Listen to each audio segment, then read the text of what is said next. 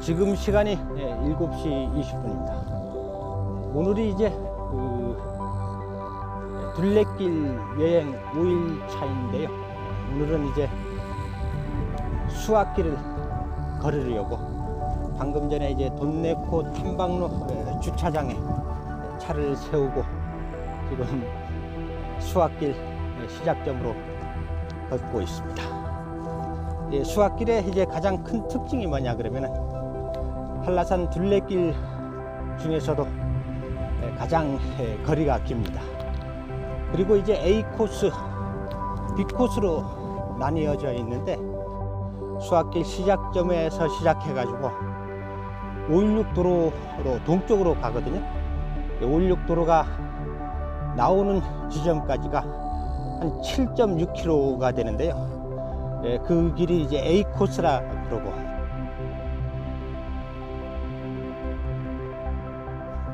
그 다음에 이제 516 도로 이제가 나오면은 바로 도로를 건너 가지고 시작되는 지점이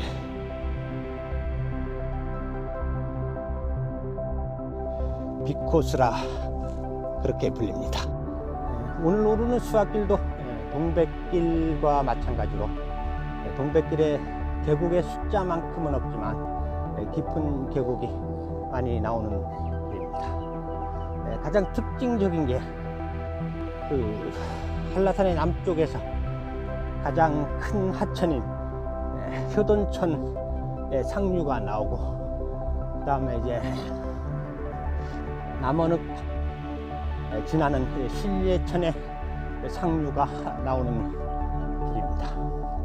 잠시 후 수학길 시작점에 도착을 하겠습니다.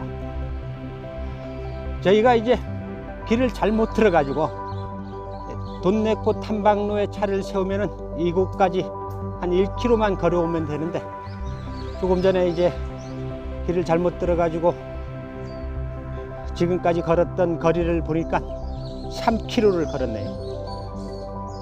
저희가 이제 오늘 수학길이 16.7km라 그러잖아요. 오늘은 한 20km를 산길을 걷겠습니다. 지금부터 수학길의 여행을 시작하겠습니다. 수학길을 걷고 있습니다.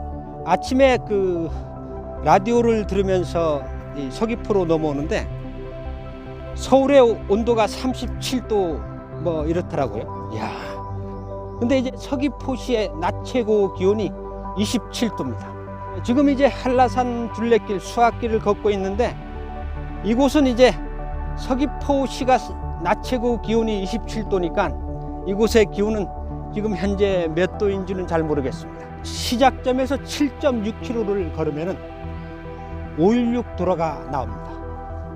516 도로가 나오기 전까지 깊은 계곡을 한 두세 개 건너고, 또 수학길의 A 코스의 가장 특징적인 것은 최근에 한라산 중턱에서 발견을 한 화고가 있다는 겁니다. 그곳을 지나면서 화고의 이야기를 들려드리겠습니다. 계곡을 내려가고 있습니다. 수학길에도 이제 한라산 정남 방향에 있는 길이잖아요.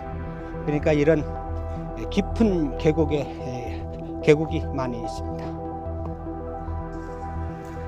오늘까지 5일 동안 한라산 둘레길을 걷고 있습니다. 지난 7월 15일에 천하숲길과 돌노름길을 걸었고, 16일에 폭우가 쏟아지는 가운데 산림휴양길과 동백길을 걸었습니다. 그 후로 한 3일 동안 이제 비가 너무 많이 와가지고 한라산 둘레길을 걷지 못하다가 지난 20일부터 다시 길을 걸었습니다. 21일, 22일, 3일째 계속 한라산 둘레길을 걷고 있으니까 오늘은 이제 5일째 이제 한라산 둘레길을 걷고 있습니다. 지난 이제 87회, 88회, 89회 방송을 다 한라산 둘레길 이야기의 방송을 했거든요. 오늘은 이제 90회 방송의 날입니다. 앞길을 걷다가 지금 이 지점이 한 3km 정도를 걸어왔는데 3km 정도를 걸어와 가지고 이렇게 맑은 계곡에 며칠 전에 내린 빗물에 이제 발을 담그고 있습니다. 이제 발이 시원합니다. 여기서 이제 집에서 삶아온 감자와 그 다음에 계란으로 이제 약간 이제 아침에 허기를 채우고 또 다시 길을 걷겠습니다. 지금 계곡의 모습이 바위가 다 따로 떨어져 있잖아요. 지금까지 계속 봐왔던 조면암의 바위의 계곡의 모습하고 이 바위의 모습은 아주 다르지 않습니까? 이렇게 큰 바위들이 계곡에 이렇게 있습니다. 가기 싫으면은 가기 싫으면 여기 있다가 어떻게 하려고?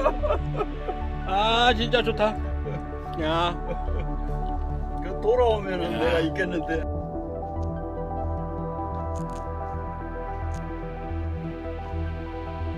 이곳의 바위들은 지금까지 봤던 바위하고는 좀 아까 성격이 다르다고 하네요.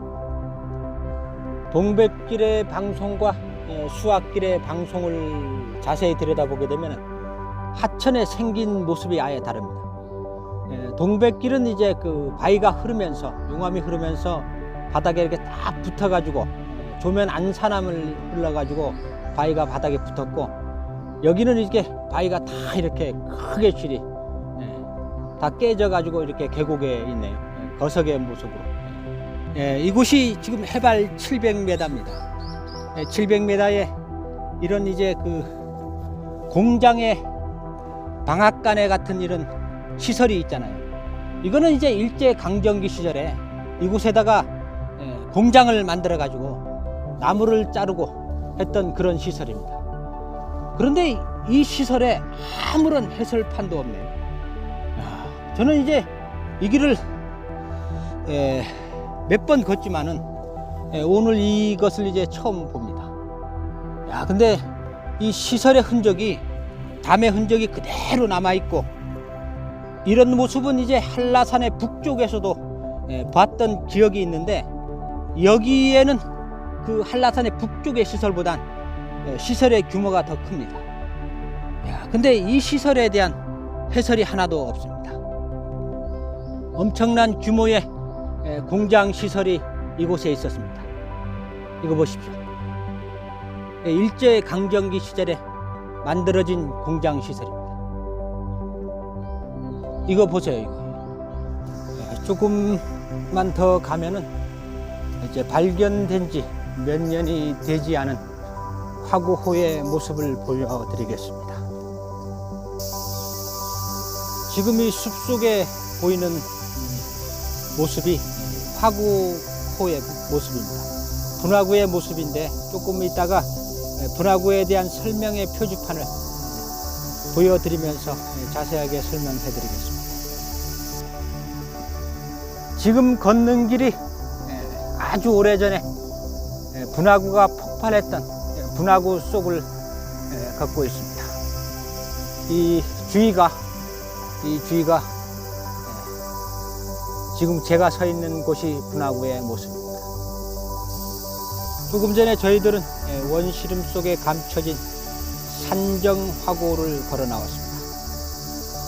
제주도에 오름이 368개라고 이렇게 숫자를 이야기하지만 정확한 표현은 360여 개 이상이 있다고 그래야 맞는 표현이 아닌가, 저는 그렇게 생각합니다.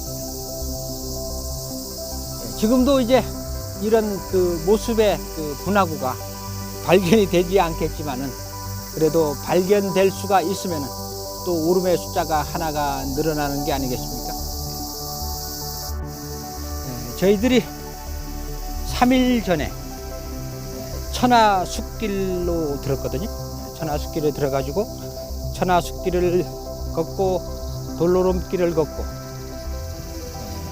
어제는 이제 산림휴양길과 동백길을 걸었습니다. 그 이제 천백도로에서 시작을 해가지고 516도로로 나오는 겁니다. 1131번 도로, 그러니까 516도로와 1139번 도로, 1100도로 사이에 전북 방향으로 제주시가 있습니다. 전남 방향에 이제 서귀포시가 있잖아요.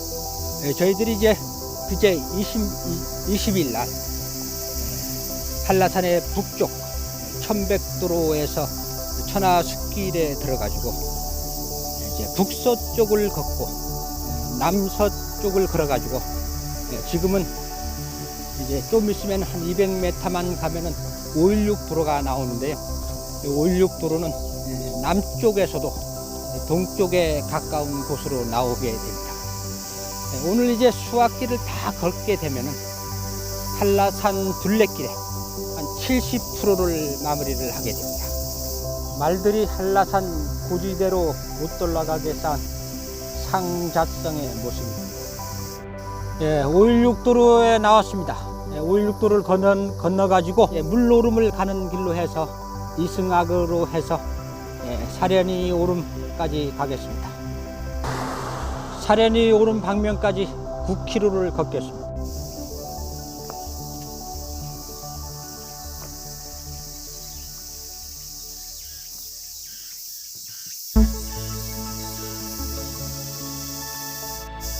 신예천 사이에 있는 이 담은 중자성이나 상자성이 아니고 자성이 아니고 일제강점기 시절에 북유지와 사유지를 구분하기 위해 쌓은 돌담입니다. 그래서 이름이 구분을 한다 그래서 구분담이라 부릅니다.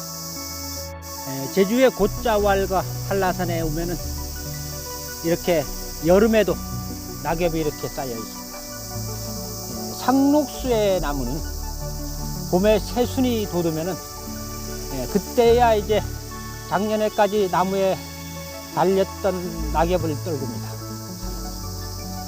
그래서 이제 제주도는 여름에 와도 이렇게 낙엽을 밟으며 걸을 수가 있고, 가을에 와도 화렵수에 나뭇잎이 떨어지니까 낙엽을 밟으며 걸을 수가 있습니다. 이승이 오름을 오르고 있습니다.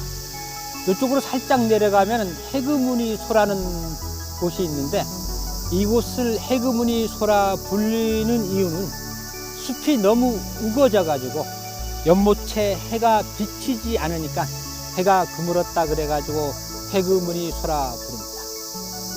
이 이승이악의 가장 큰 특징이 뭐냐 그러면은, 북쪽에는 화산탄이 군락을 이루는데 엄청난 화산탄이 있습니다. 그 화산탄을 쓸어안고 살아가는 나무의 모습을 보면은 아바타 영화의 촬영지가 같다는 그런 생각이 듭니다. 이승이악 한 6부 능선을 따라 한라산 둘레길 수학길을 걷고 있습니다. 이승이악 이곳에도 일제가 갱도지지를 폈네요. 화산탄이 드디어 나타났습니다. 캄보디아의 앙코르와트 사원처럼 나무가 거대한 돌을 쓸어안고 뿌리를 내리고 있습니다. 이런 곳이 이제 이 지대에는 저거 보십시오. 저 나무가 저 엄청난 큰 돌을 쓸어안고 뿌리를 내리고 있습니다. 앙코르와트의 사원의 생각도 나지만 몇 해 전에 봤던 아바타 영화의 촬영지 같지 않습니까? 이 엄청난 모습 보세요. 와, 진짜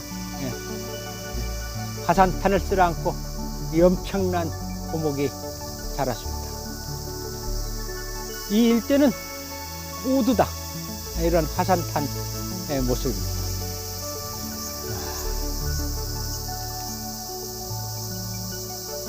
이승이악 북쪽에 있는 화산탐과 화산암 지대를 지나가지고 지금은 삼나무가 밀식되어 있는 조림 지역을 지나고 있습니다.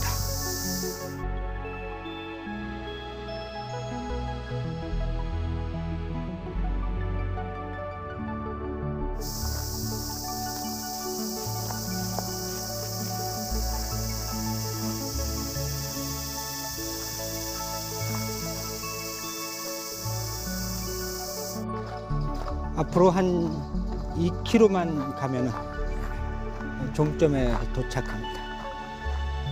삼나무 숲길이 한 5km 길게 이어집니다. 1.2km가 남았습니다. 걸을 때는 지루했는데 앞으로 한 1km만 걸으면 끝난다고 생각을 하니까 조금 아쉬운 마음이 들기도 합니다. 길이 끝까지 아름답네요.